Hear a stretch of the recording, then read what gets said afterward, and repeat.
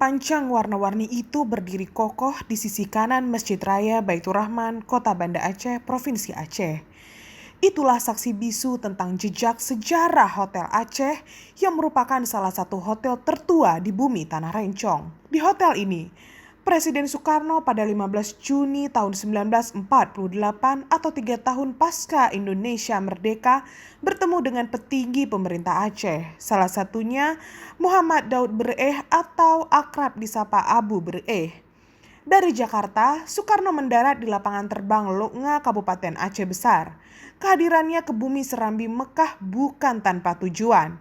Ia meminta bantuan kepada rakyat Aceh untuk membelikan pesawat terbang sebagai modal perjuangan Indonesia. Atas dasar tujuan tersebut, pada tanggal 16 Juni Soekarno menginap di Hotel Aceh yang dijamu para petinggi serta saudagar Aceh. Di hotel inilah Soekarno menangis di hadapan rakyat Aceh ketika meminta bantuan pesawat terbang untuk perjalanan diplomasi luar negeri. Bahkan ia tidak mau makan sebelum rakyat Aceh menyanggupi permintaannya. Akhirnya, rakyat Aceh menyanggupinya dengan terbentuknya Gabungan Saudagar Indonesia Daerah Aceh atau GASIDA yang dipimpin Haji Muhammad Junaid Yusuf dan Said Muhammad Al-Habsyi. Hotel Aceh bergaya arsitektur Belanda dengan aula dan bar yang luas seperti kebanyakan gaya tempo dulu. Hotel ini diperkirakan sudah ada sejak Belanda menduduki Banda Aceh. Sejauh yang saya ketahui bahwa Hotel Aceh ini sebuah hotel yang bersejarah di Aceh, yang letaknya itu berhadapan dengan Masjid Raya Baitur Rahman. Jadi dalam sejarahnya hotel ini memiliki andil besar sebagai sebuah hotel yang pernah ditempati oleh Presiden Soekarno waktu berkunjung ke Aceh. Jadi oleh karena itu hotel ini memiliki latar belakang historis yang sangat penting diketahui oleh generasi muda sekarang dan juga oleh semua masyarakat Aceh bahwa perannya sangat penting. Jadi ada tempat-tempat tertentu yang memiliki nilai sejarah penting. Salah satu adalah Hotel Aceh yang sekarang mungkin tidak ada lagi, hanya tinggal jejak namanya saja yang ada. Pada 10 Desember 1970, Hotel Aceh dan 70 hotel lainnya terdaftar di Badan Pengembangan Pariwisata Daerah atau Baparda. Hotel Aceh terletak di Jalan Muhammad Jam nomor 1 Banda Aceh yang memiliki 29 kamar, 71 ranjang dengan tarif kamar minimum saat itu Rp3.000 saja per kamar dan maksimum Rp10.000 per kamar dengan fasilitas tipe kamar 2B, 3B, 4A, 5B, 6B, 7B, 10A, 11, 12, dan 13. Hotel ini dikelola oleh Dr. Randa Ruwaida Abdullah sebagai manajer Hotel Aceh pada waktu itu. Sayangnya, hotel yang menjadi saksi sejarah itu kini telah hilang jejaknya di kota Banda Aceh. Yang terlihat justru tiang-tiang yang dicat warna-warni pelangi sebagai saksi bisu. Kabarnya dulu memang sempat ada niat dari ahli waris bersama investor untuk membangun kembali Hotel Aceh dengan ornamen aslinya. Tapi entah mengapa, hingga kini belum juga terwujud. Saya pikir memang sangat perlu. Jadi untuk menyelamatkan situs sejarah, pemerintah harus turun tangan. Dan itu merupakan perintah undang-undang. Jadi dalam undang-undang itu disebutkan bahwa pemerintah juga berkewajiban untuk menyelamatkan. Jadi undang-undang nomor 10 tahun 2011 itu nomor 11 tahun 2010 itu sangat penting bahwa pemerintah harus menyelamatkan dan berkewajiban. Artinya apa? Ada perintah undang-undang. Dan kalau pemerintah melanggar undang-undang, justru pemerintah itu harus bertanggung jawab terhadap pelanggaran yang dia lakukan. Tetapi dalam kenyataannya kita melihat banyak benda cagar budaya, apakah situsnya juga itu yang dihancurkan. Dan ini adalah sebuah tantangan yang harus dihadapi oleh pemerintah. Jadi pemerintah dalam hal ini berkewajiban untuk menyelamatkan. Dan ya otomatis harus turun tangan. Jadi termasuk ya proses pelestarian dan sebagainya. Dan di tempat kita tentu ada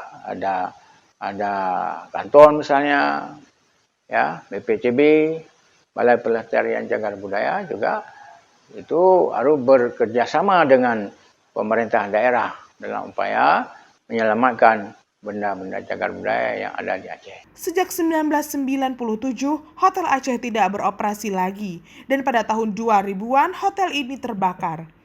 Peristiwa sesudah salat zuhur itu melahap seluruh bangunan Hotel Aceh tersebut. Rencananya di lahan tersebut akan dibangun hotel berbintang dengan konsep religius yang diberi nama Noveta Hotel Aceh, yang merupakan gagasan dari Bustanil Arifin, Menteri Koperasi era Soeharto di bawah bendera PT Alam Ujung Bate. Ia menggagas kerjasama dengan Aker Asia Pasifik atau AACP, salah satu perusahaan pariwisata yang memiliki jaringan hotel di seluruh dunia. Namun rencana pembangunan kembali Hotel Aceh gagal karena krisis moneter yang dialami Indonesia saat itu. Padahal beberapa tiang sudah didirikan. Namun setelah tahun 2004, kini tiang pancang itu telah dicat warna-warni. Hingga kini belum ada gagasan kreatif dan produktif dari pemerintah Aceh maupun pemerintah kota Banda Aceh untuk merevitalisasi hotel tersebut baik dalam bentuk museum ataupun miniatur, termasuk menjalin kerjasama dengan ahli waris hotel yang syarat sejarah ini. Bahkan jejaknya pun terkesan hilang dan dilupakan begitu saja. Huwaidi Johan melaporkan.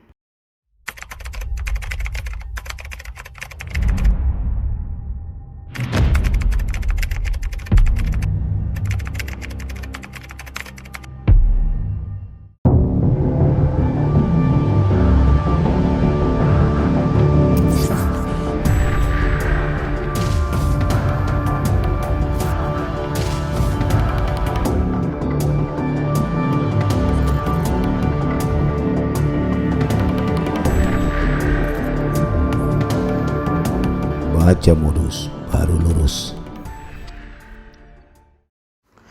Dahulu bioskop di Aceh sempat berjaya.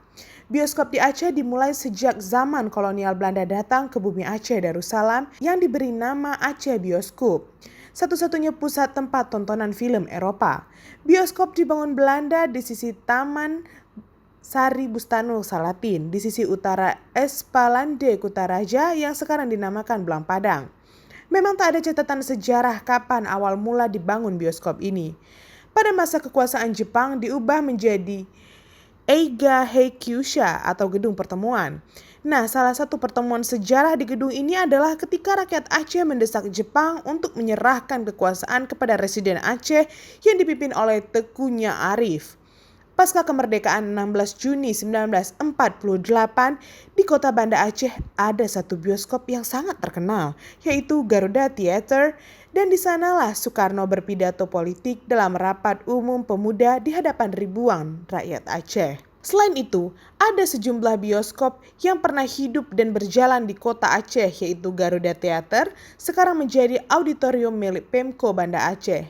Gajah Theater kini dimanfaatkan sebagai salah satu sarana militer Kodam Iskandar Muda. Bioskop Merpati telah berubah menjadi rumah toko, dan bioskop Rex yang berubah menjadi pusat kuliner di kota Banda Aceh.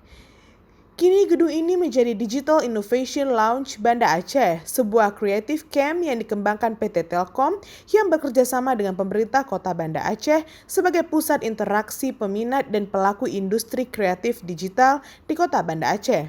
Tujuannya adalah untuk menciptakan bibit-bibit digitalpreneur yang selanjutnya siap masuk ke industri creative center.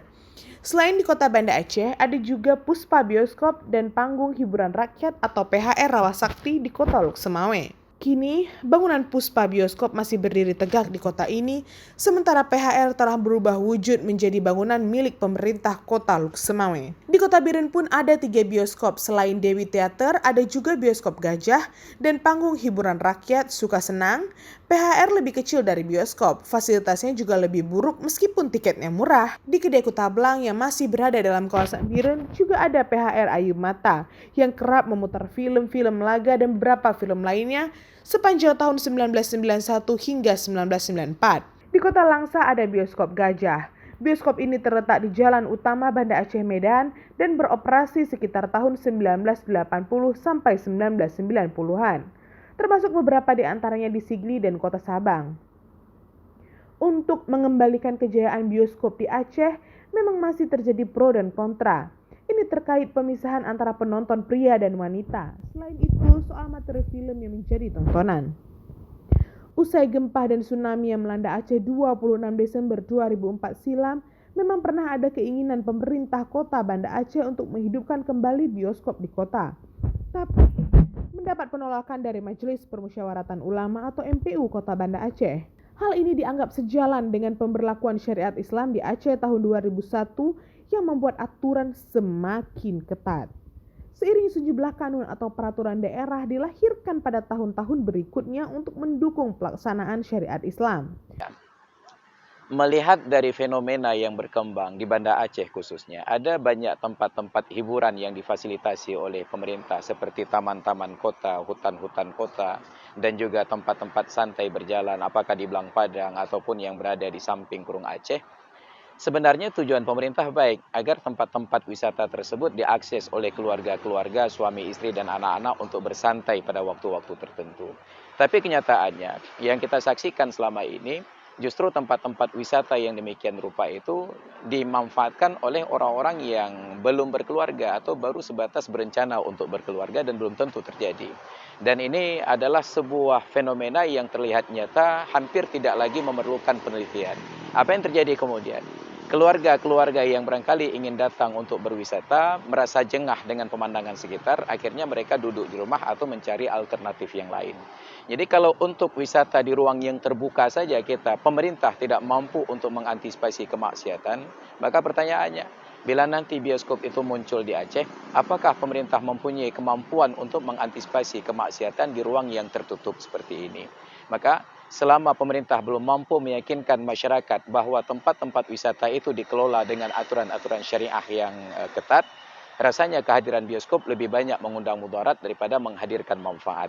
Tapi apabila pemerintah sudah mampu untuk mengawasi dengan ketat pelanggaran-pelanggaran syariat agar tidak terjadi secara vulgar, mungkin pada saat itu patut kita diskusikan kembali daripada masyarakat Aceh ini yang tetap haus nonton bioskop harus keluar kota ke Medan dan lain sebagainya, mengeluarkan devisa ke daerah lain. Kenapa tidak kita adakan di Aceh? Dengan satu catatan bahwa pemerintah mampu mengawasi dengan ketat. Yang masuk ke dalam itu suami istri, bukan laki-laki dan perempuan yang tidak ada hubungan mahram dan tidak ada ikatan nikah. Salah satunya adalah Kanun nomor 14 tahun 2003 tentang Kalwat. Disebutkan kanun bertujuan untuk menegakkan syariat dan adat istiadat di Aceh, melindungi publik dari tindakan-tindakan yang merusak kehormatan dan martabat mereka, mencegah anggota masyarakat melakukan perzinahan dan sejenisnya sejak dini, meningkatkan peran serta masyarakat dalam mencegah dan memberantas terjadinya perbuatan kalwat atau mesum, serta yang terakhir adalah mencegah penurunan moral masyarakat. Selain itu, muncul pertanyaan, apakah dengan kemajuan teknologi informasi saat ini termasuk televisi, setiap orang bisa menikmati hiburan dalam genggaman dan ruang tidur? Lantas, masihkah bioskop diperlukan? Aminah melaporkan.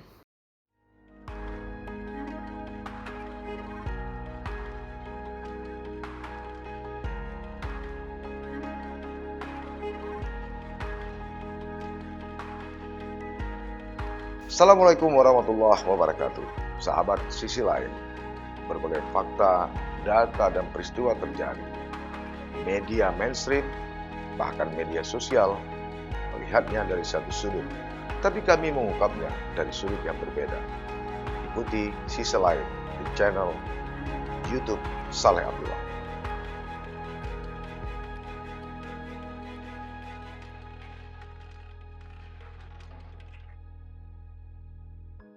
Namanya Nabhani Akbar.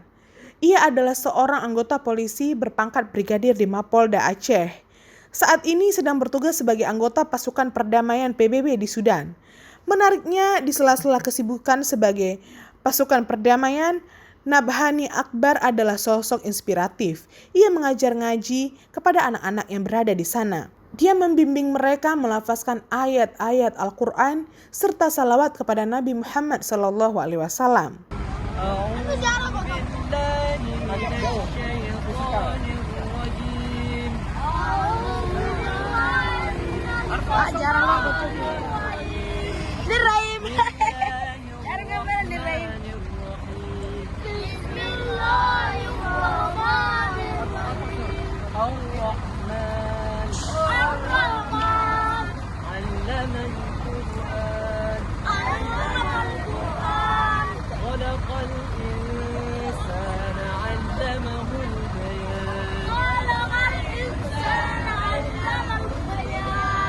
الشمس والقمر بحسبان. Polisi berwajah tampan ini sempat membuat heboh jagat media sosial dengan aksi terpujinya itu. Nabhani lulus menjadi anggota polisi pada tahun 2014 lalu.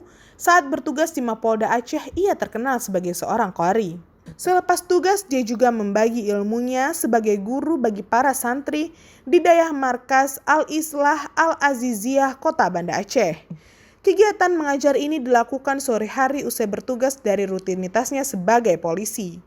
Setiap hari pria berpangkat Brigadir 1 atau Bribtu ini selalu meluangkan waktunya untuk mengajarkan tilawah Al-Quran dan bahasa Arab kepada puluhan santri, anak yatim korban tsunami dan korban konflik yang berasal dari seluruh Aceh. Selain menjadi anggota polisi, Nabhani sudah menjadi guru ngaji bagi masyarakat di sekitar tempat tinggalnya di kawasan Polsek Lungbata, Kota Banda Aceh. Ia juga pernah menjadi juara musabakah tilawatil Quran Polda Aceh pada tahun 2016. Atas prestasi tersebut, Nabhani mendapatkan hadiah umrah ke Tanah Suci dari Kapolda Aceh pada masa itu. Selain itu, akibat kecakapannya berbahasa Arab, Nabhani juga ditugaskan ke Sudan dalam misi perdamaian PBB sebagai penerjemah bahasa Arab. Kemahirannya berbahasa Arab itu didapatkan saat menempuh pendidikan di salah satu daerah di kampung halamannya, Kabupaten Biren. Ilmu itulah yang kemudian ia ajarkan kepada santri-santri di daerah tempat ia mengajar dan tinggal saat ini. Tim redaksi melaporkan.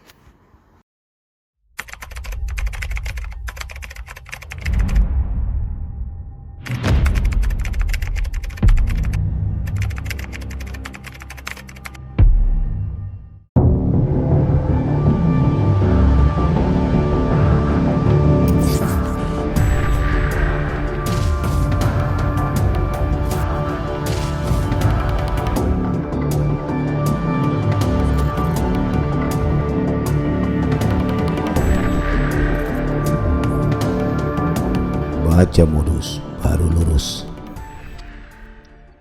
Lahir dan besar di Amerika Serikat tidak membuat diaspora Indonesia asal tanah Minang ini terlepas dari nilai-nilai Indonesia. Seorang remaja muslimah di negara bagian Virginia menunjukkan kepeduliannya dengan menjadi relawan madrasah dan komunitas Islam. Perempuan berdarah Minang ini juga aktif melestarikan budaya Minang di Amerika Serikat sejak usia 6 tahun. Berikut laporannya yang kami kutip dari VOA Indonesia. Namo Ambo Alia Lawindo, layanan gadang di Washington DC, Amerika. Alia Sarah Lawindo tak seperti kebanyakan remaja di Amerika.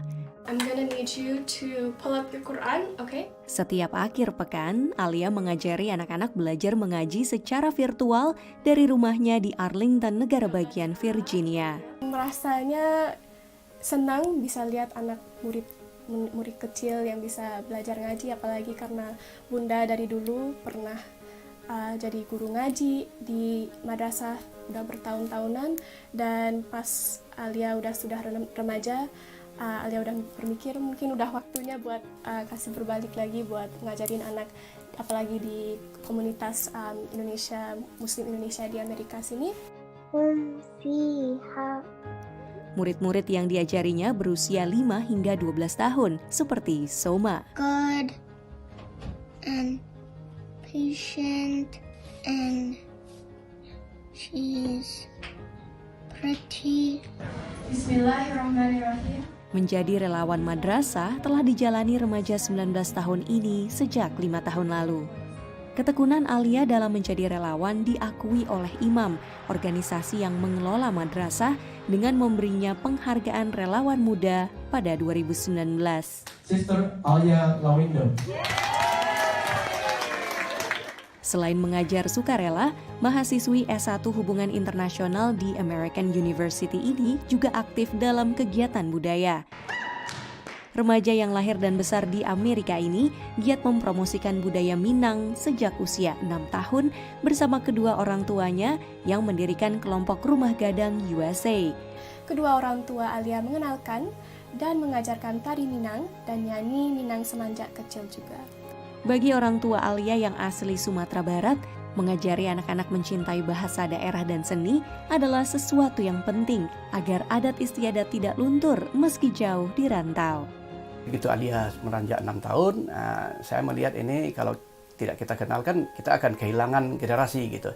Mereka kan hanya kenal budaya Amerika aja. Seperti pepatah Minang, sejauh-jauhnya pergi merantau, kampung halaman terbayang jua. Itulah yang dilakukan Alia di Amerika. Adai dake jalang menjalang, adai jauh kaba bakaba. Tando cinto keranah Minang, jangan lupa adai jo budaya. Dari Maryland, Vina Muptadi, VOA.